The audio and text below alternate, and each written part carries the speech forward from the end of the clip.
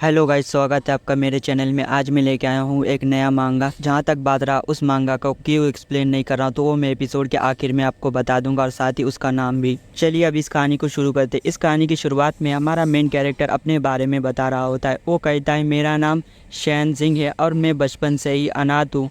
लेकिन मैं जब अनाथ था, लिन फैमिली के मिस्टर लिन ने मुझे अडॉप्ट कर लिया और उन्होंने ही मेरा देखभाल किया अच्छे से। लेकिन लिन फैमिली के मिस्टर लिन के अलावा जो भी उनके परिवार के अंदर थे वो सभी मुझसे नफरत करते थे और वो चाहते थे मुझे लिन फैमिली से निकालना।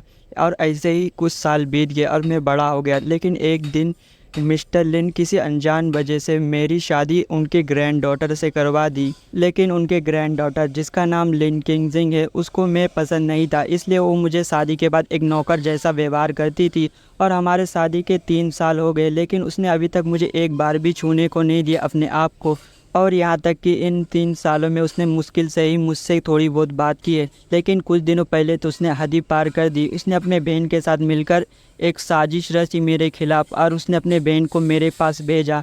और उसकी बहन खुद ही अपने कपड़े उतारने लगी और मुझे फंसा दी कि मैं उसको छेड़ रहा हूँ। और मेरी वाइफ ने सब कुछ अपने मोबाइल में रिकॉर्ड कर लिया। इस तरह की सब गलती मेरी ही है। और मेरी वाइफ ने उस वीडियो की मदद से मुझे उसकी बहन को छेड़ने के आरोप में मुझे लिन फैमिली से बाहर कर दिया। और यहीं पर ही मेरी पत्नी ने नहीं रुका, उसने कुछ गुंडों को हायर किया और मुझे उन गुंडों की मदद से पीट पीट कर मेरा आलू का भरता बना दिया और मुझे सड़क पर ही अधमरा छोड़ दिया। और दोस्तों, हमारा मेन स्टोरी यहीं से शुरू होता है, जहाँ पर हमें वही सीन दिखाया जाता है जहाँ हमारा सैनजिंग जख्मी ज़मीन पर पड़ा हुआ रहता है और वो बेहोश होने वाला रहता है। लेकिन तभी वहाँ एक लड़की के पैरों को दिखाया जाता है और हमारा सैनजिंग वहीं पर बेहोश हो जाता है। इसके बाद हमें एक पावरफुल और एक शानदार गोल्डन ड्रैगन को दिखाया जाता है। फिर हमें हमारे हीरो को दिखाया जाता है जो समुंदर के ऊपर उड़ रहा होता है और उसके आजू बाजू में बहुत सी तलवारें एक ज़मीन पे गड़ी हुई रहती है। और वो गोल्डन ड्रैगन हमारे सैनजिंग की तरफ देखता है और कुछ कहता है। फिर हमारे इस सैनजिंग को दिखाया जाता है जो इस आवाज़ को सुनकर कहता है, कौन है, कौन मुझसे बात कर रहा है। और वो ड्रैगन तेजी से हमारे सैनजिंग के पास आता है और कहता है, हालांकि तुम एक ड्रैगन के वंशज हो, फिर भी तुम्हें देखकर मुझे दया आ रही है।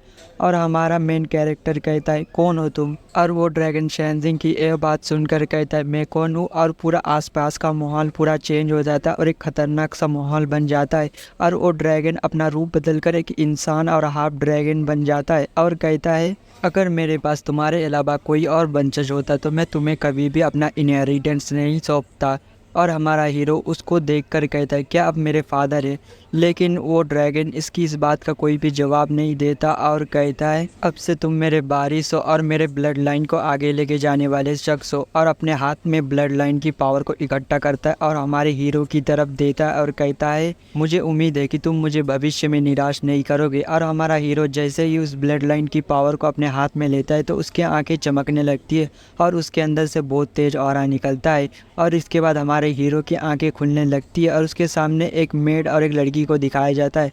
वो मेड अपने यंग मिस से कहती है, यंग मिस, लगता है ये जाग रहा है। और हमारा सैनजिंग धीरे धीरे अपने आंखें खोल रहा होता है और कहता है, मैं कहाँ पर हूँ। और हमारे सैनजिंग के सामने जो यंग मिस रहती है वो हमारे सैनजिंग से कहती है, तुम ज़्यादा हिलो मत, तुम्हें बहुत ज़्यादा चोट लगी है, डॉक्टर जल्दी आ जाएंगे। और हमारा सैनजिंग अपनी आंखें पूरी तरीके से खोल लेता है और अपने सर पे हाथ देकर बैठ जाता है। और उसके आसपास से अभी तक वो ग्रीन ऑरा निकल रहा होता है और कहता है, वो शख्स जब मुझे अपनी पावर दे रहा था तो वो कह रहा था medical books, celestial martial art.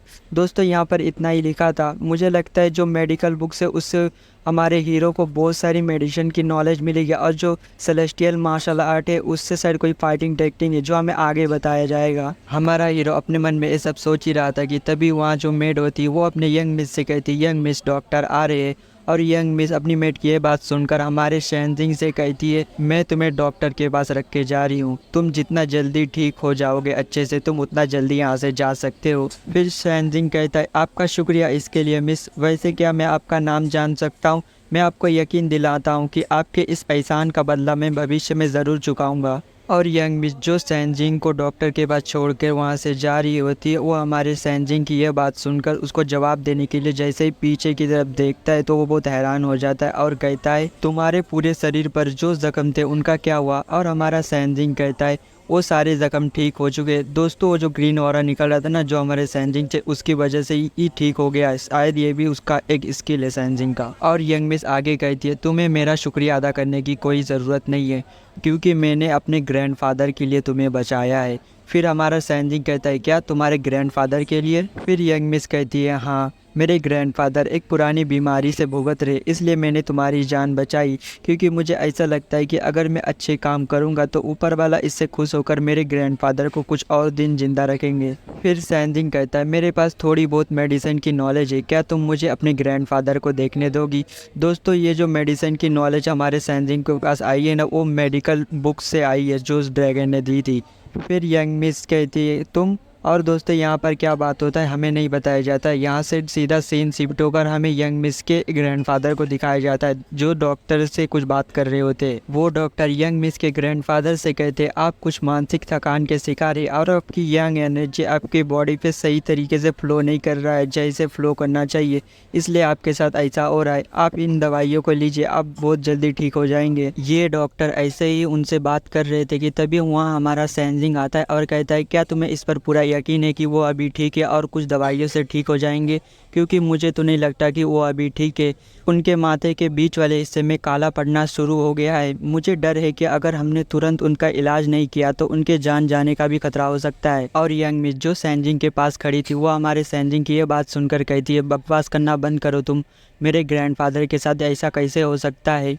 और वो डॉक्टर हमारे सैनजिंग से कहता है तुम घमंडी कही के, मैं डॉक्टर ली हूँ डीसी से और मिस्टर सू अभी बिल्कुल ठीक है। और तुम कौन हो? दोस्तों मिस्टर सू यंग मिस के ग्रैंडफादर का नाम है। फिर सैनजिंग कहता है क्या तुम अगर मिस्टर सू के साथ कुछ भी होता है तो क्या तुम उसकी जिम्मेदारी उठाओगे? फिर डॉक्टर ली गर्व के साथ अपना सीना ऊंचा करते हुए हंसते हुए कहते हैं हाँ बिल्कुल ले सकता हूँ क्योंकि मैं अभी तक किसी की बीमारी को पहचानने में गलती नहीं किया हूँ। डॉक्टर ली अपनी तारीफ कर ही रहे थे कि तभी मिस्टर सू खांसने लगते और उनके मुंह से खून निकलने लगता है, जिस चीज़ को देखकर यंग मिस जल्दी से अपने ग्रैंडफादर के पास आती है और डॉक्टर से पूछती है मेरे ग्रैंडफादर के साथ क्या हो रहा है डॉक्टर? क्या आपने थोड़ी देर पहले ये नहीं कहा था कि सब कुछ ठीक है? फिर डॉक्टर ली घबराते हुए कहता है मुझे नहीं पता यहाँ क्या हो रहा है क्योंकि थोड़ी देर पहले तो सब कुछ ठीक था, फिर पता नहीं अचानक ऐसा क्यों हो रहा है।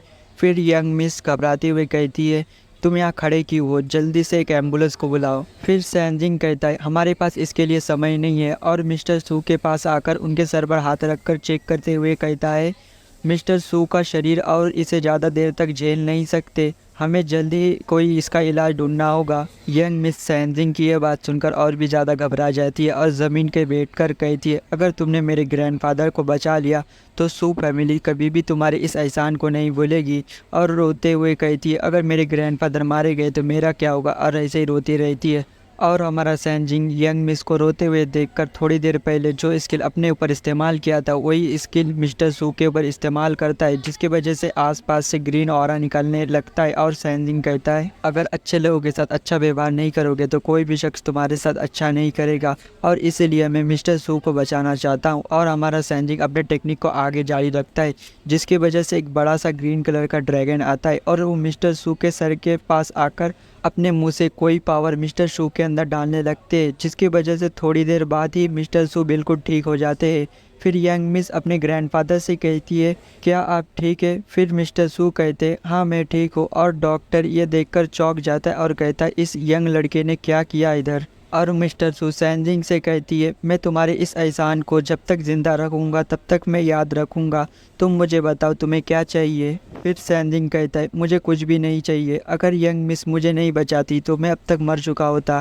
फिर यंग मिस सैनजिंग के पास जाती है और उसके हाथ को पकड़कर उसे खड़ा करने लगती है और कहती है मैंने कुछ ज़्यादा नहीं किया, अगर मेरी जगह कोई और होता तो वो भी यही करता। चलो फिर से मैं अपना परिचय देता हूँ, मेरा नाम शू वेन है, अगर मुझे सही से तुम्हारा नाम याद है तो तुम्हारा नाम सैनजिंग है ना? मैं सही कह रही हूँ ना? फिर सैनजिंग कहता है हाँ आपने बिल्कुल सही कहा, आपसे मिलकर मुझे अच्छा लगा और शुक्रिया मेरी जान को बचाने के लिए। और अपने मन में कहता है मिस शू वेन कितनी ज़्यादा खूबसूरत है और उनको मेरा नाम भी याद है सिर्फ एक बार सुनने के बाद, ये बिल्कुल लिन फैमिली के सिस्टर से अलग है। सैनजिंग अपने मन में सब सोच ही रहा था कि तभी मिस शू वेन हमारे सैनजिंग का हाथ पकड़कर अपने ग्रैंडफादर के पास से दूर लेके आती है और कहती है वैसे मेरे ग्रैंडफादर के पास कितने साल बचे हैं जीने के। और मिस्टर सू अपनी पोती की ये बात सुनकर हंसने लगते और कहते हैं, ज़िंदगी और मौत ऐसे भी किस्मत से जुड़े हुए हैं, इसलिए तुम्हें इस बारे में चिंता करने की कोई ज़रूरत नहीं। और सैनजिंग से कहते हैं, आज रात को मैं एक दावत दूंगा, इसलिए तुम यहीं पर रह जाओ और खाने का मज़ा लो। फिर सैनजिंग कहता है, नहीं, मैं अभी बहुत ज़्यादा गंदा हूँ, इसलिए मैं अभी इधर नहीं रह सकता, मुझे यहाँ से जाना होगा। हमारा सैनजिंग इतना कहता ही है कि तभी उसके फ़ोन से मैसेज आने की आवाज़ आती है। तो हमारा सैनजिंग उस मैसेज को चेक करने लगता है। उस मैसेज में लिखा था, सैनजिंग, हालांकि तुम बेकार हो, लेकिन फिर भी तुमने इतने लोगों से मार खाने के बाद अपने आप को संभाल लिया और बच गए, लेकिन तुम दूसरों का बोझ बनना बंद करो और जल्दी से घर आ जाओ। सैनजिंग इस मैसेज को पढ़ने के बाद कहता है, कोई इतना बेशरम कैसे हो सकता है। और मिस्टर सू और यंग मिस से कहता है, मैं घर वापस जा रहा हूँ कुछ ज़रूरी कामों के लिए, जैसे ही पूरा हो जाएगा मैं वापस आऊँगा और मिस्टर शू के इलाज को पूरा करूँगा। और हमारा सैनजिंग वहाँ से जाने लगता है। तभी यंग मिस कहती है, रुको, मैं भी तुम्हारे साथ चलती हूँ। और ये दोनों यहाँ से कार से चले जाते हैं। इन लोगों के यहाँ से जाने के बाद मिस्टर शू अपने एक नौकर को अपने पास बुलाते और कहते हैं, हमें शू फैमिली के भविष्य की खातिर ऐसी चीज़ों से सावधान रहना होगा, इसके बैकग्राउंड को चेक करो। फिर वो नौकर कहता है, अच्छा ठीक है, और वो वहाँ से चला जाता है। और दोस्तों, मैं आज का एपिसोड यहीं पर ख़त्म करना चाहूँगा। दोस्तों, इसके अभी तक 6 ही चैप्टर आए हैं, तो मैं इसको धीरे धीरे एक्सप्लेन करूँगा। इसके अलावा मैं और एक करूँगा जिसका अभी तक 8 चैप्टर आया है, उसको भी मैं धीरे धीरे एक्सप्लेन करूँगा। एक बार इसका एपिसोड डालूंगा और एक बार वाले का एपिसोड डालूंगा। तो